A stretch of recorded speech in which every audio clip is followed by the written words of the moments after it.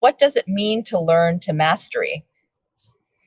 Repetition. We're RVers, so we're out and about, and I love to create opportunities for repetition. I remember teaching one of the children, she was struggling through some division. And I was like, you haven't mastered that multiplication. Let's go back. And she's like, I can't go back. I said, sure, you can. You can go back. It doesn't matter. You're not behind. When people say they're Mm. behind, I say, behind who?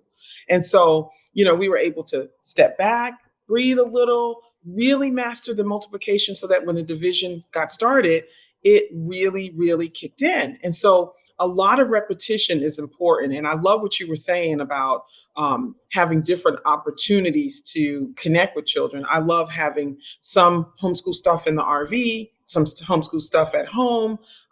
Even if you're a real homeschooler, you may have homeschool stuff in your purse, right? Some Oh, yeah, manipulatives, right?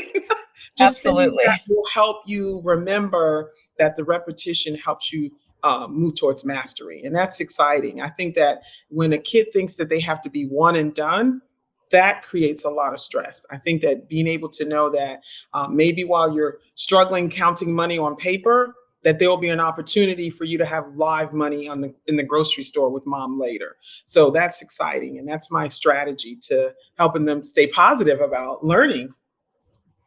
Well, I mean, for us, learning to mastery, they didn't have to keep up with the class. So if the class was going too slow, they were getting bored. And if the class was going too fast, they would have to skip over things and just kind of catch up because Right. this is what they're doing this week. This is what they're doing next week. And so, a test would come home 2 weeks later. I would look at it and say, oh my goodness, you don't understand what place value is. But I didn't know that for 2 weeks. Here, I'm able to walk them step by step. And if they're not getting it, or if they're not ready to approach that concept yet, then we can take a break, or we Yeah. can take as long as it takes to get to that step. And so for my daughter, who started in second grade and she considered herself very timid about math, now she says, I'm a math genius because she has her math facts down. She has her foundational skills, and now she feels really comfortable doing doing the math and then getting the answers correct. And in math, you do need to have correct answers for sure. Yes.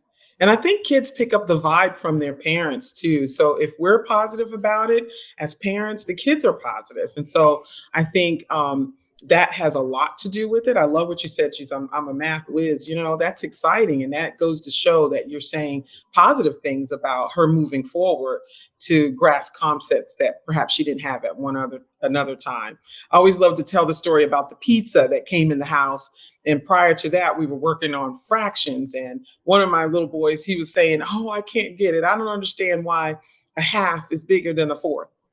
Because, 4 is bigger than 2. Well, when the pizza came, I told the guy, double cut the pizza. And so I said, do you want half of this pizza or a fourth? For then he was forever the wizard when it came down to the fractions. And so sometimes if you just switch the pendulum a little bit, right, have a paradigm switch, kids will get things that maybe they didn't get at the time you were trying to teach them. And that's okay. And if you have a good attitude about it, they'll be willing to try it again without the fear of failing.